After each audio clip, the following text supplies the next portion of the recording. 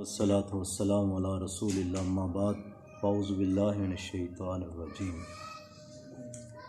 سورۃ الدہر 29ویں پارے کی صورت ہے۔ اس کا نام سورۃ الانسان بھی ہے اور اسی طرح هل اتی علی الانسان کے نام سے بھی یہ معروف ہے۔ نبی کریم صلی اللہ علیہ وسلم سے بخاری کی حدیث ہے، کان نبی صلی اللہ علیہ وسلم یقرأ فی الجمعہ فی صلاۃ الفجر الف لام میم تنزیل اور هل اتی علی الانسان۔ جمعے والے دن فجر کے وقت رسول اللہ صلی اللہ علیہ وسلم پہلی رکعت میں سورہ سجدہ پڑھتے الف لام میم تنزیل والا، اور دوسری رکعت میں یہ سورہ دہر تلاوت فرماتے۔ تو رسول اللہ صلی اللہ علیہ وسلم فرماتے ہیں اس کا معنی اللہ تعالیٰ کی طرف سے ہی حکم ہوتا۔ تو بڑے ہی خوبصورت اس کے مضامین ہیں۔ اللہ تعالیٰ نے انسان کو مخاطب کیا، هل اتی علی الانسان، کیا انسان پہ ہین ایک ایسا پیریڈ اور وقت نہیں آیا، من الدہر لا متناہی، لا محدود زمانے کا، لم یکن شیئا مذکورا، جب یہ کوئی قابل ذکر چیز نہیں تھا۔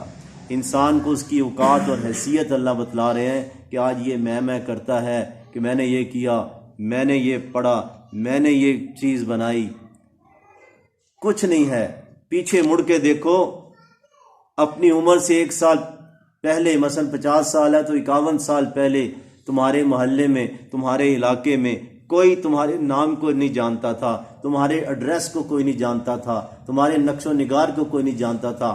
آج تو پوچھو نا، ہاں یار اس قسم کا وہ بندہ ہے، وہ یہ کام کرتا ہے، فلاں گلی میں رہتا ہے، فلاں محلے میں رہتا ہے۔ اللہ تعالیٰ فرماتے ہیں زمین، آسمان، کائنات سب تھی، تو نہیں تھا۔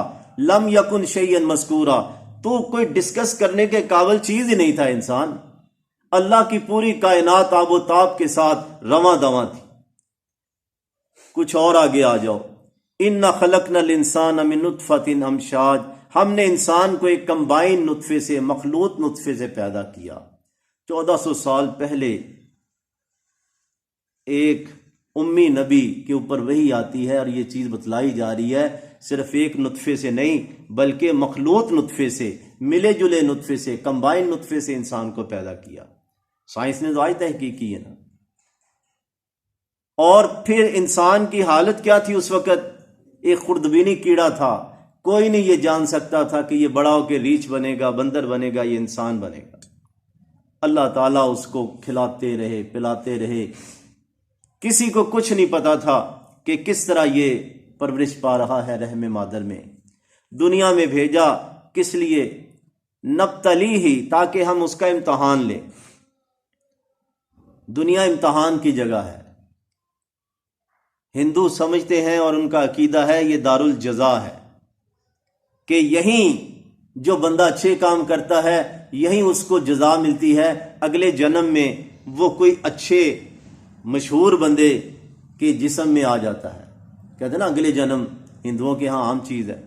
اگر وہ برا بندہ ہے، گناہگار ہے، تو ہندوؤں کے عقیدے کے مطابق اگلے جنم میں وہ کسی جانور، کتے بلے کے جسم میں اس کی روح کو ڈال دیا جاتا ہے بطور سزا، بطور جزا اچھے بندے کی روح میں، اور بطور سزا کسی جانور کی روح۔ مادہ پرست کہتے ہیں دنیا موج میلے کی جگہ ہے، عیش و عشرت کی جگہ ہے، یہاں کھاؤ پیو موج کرو، جو دل میں آتا ہے کرو۔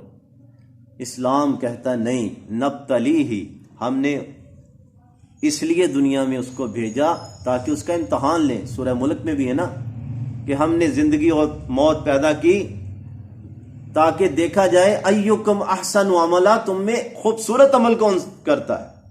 عمل تو سب ہی کرتے ہیں، نمازیں سب پڑھتے ہیں، خوبصورت نماز کس کی ہے؟ ذکر بہت کرتے ہیں لیکن خوبصورت ذکر کس کا ہے؟ صدقہ خیرات بہت کرتے ہیں، خوبصورت اخلاص والا صدقہ خیرات کس کا ہے؟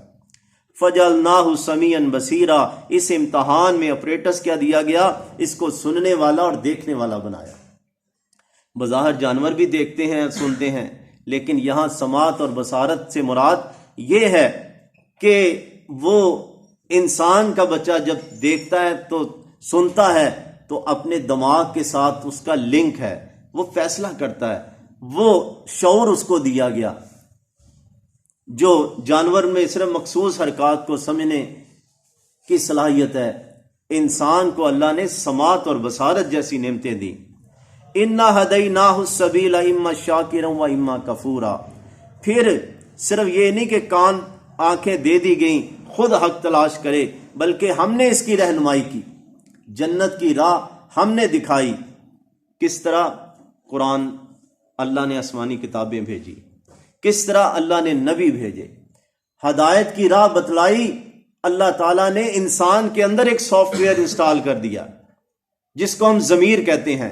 گندے سے گندا بندہ بھی دھڑلے سے ظلم کرتا ہو، لیکن جب تنہائی میں جائے گا تو اس کو اندر ہی لعنت ملامت ہوگی. وہ بخاری کی حدیث نہیں کہ 99 قتل کرنے والا بھی ایک دن سوچنے لگا یار میں توبہ کروں. یعنی کہ وہ 99 قتل کرنے والے کا بھی ضمیر اندر سٹرائک کر رہا ہے، جھنجھوڑ رہا ہے کہ نہیں توبہ. تو یہ ہے وہ اللہ تعالیٰ نے ہر انسان کے اندر ایک ضمیر رکھا ہوا ہے جو اس کو لعنت ملامت کرتا ہے، ٹوکتا ہے تو کیا کر رہا ہے. فرمایا اما شاکرا و اما کفورا. انسان مجبور نہیں ہے تقدیر کے ہاتھوں، تقدیر تو صرف اللہ کا علم ہے. اما شاکرا و اما کفورا. اب اسے کھلی آزادی ہے، 50 سال 60 سال کھلی آزادی سے یہ نہیں مراد کہ اس نے مرنا نہیں، بیمار نہیں ہونا، کوئی اور اس کو نہیں، صرف آزادی عمل کی ہے. اب یہ شکر کرنے والا بنے یا ناشکری کرے. شکر کس طرح؟ زبان سے الحمدللہ کہے. شکر کس طرح؟ نماز پڑھ کے. جس طرح رسول اللہ صلی اللہ علیہ وسلم تہجد کی نماز پڑھتے پاؤں مبارک سوج جاتے. امی عائشہ کہتی اللہ نے تو آپ کو بہت رتبہ دیا، پچھلی لغزشیں معاف کر دیں، آپ اتنی مشقت کیوں کرتے ہیں؟ فرمایا عائشہ افلا اکون عبدا شکورا. کیا میں اللہ کا شکر گزار بندہ نہ بنوں؟ تو نماز بھی پڑھ کے سجدے کر کے شکر. سب سے بڑا شکریہ یہ کہ اللہ کے احکامات پہ عمل کیا جائے، یہ ہے شکر. و اما کفورا. اب اس کا دل چاہتا ہے شکر کے مقابلے میں کفر، نہ شکری کرے، کسی اور کا شکریہ ادا کرنا شروع کر دے. پیدا اللہ نے کیا ہے، دیویوں دیوتاؤں بتوں کی لوگ عبادت کرتے ہیں. تو عقیدے میں عمل میں آزادی ہے، لیکن یاد رکھنا ان اعتدنا للکافرین، ان شکر اور منکروں کے لیے ہم نے تیار کر رکھا ہے سلاسلہ زنجیریں، و اغلالا توق جو گلے میں ڈالے جاتے ہیں، و سعیرہ شعلوں والی آگ. زنجیریں اور توق اس لیے نہیں کہ یہ بھاگ نہ سکے، بلکہ بطور وزن بڑا یعنی کہ وہ لوہے کی زنجیریں اس کو پہنا کے بھی سزا دی جائے گی، عذاب دیا جائے گا. ان الابرار یشربون، بے شک نیکوکار پیئیں گے، من کاس کان مزاجھا کافورا، ایسے ساغر جس میں کافور کی آمیزش ہوگی. عینن یشرب بہا عباد اللہ، یہ وہ چشمہ ہے جس سے اللہ کے بندے پیئیں گے.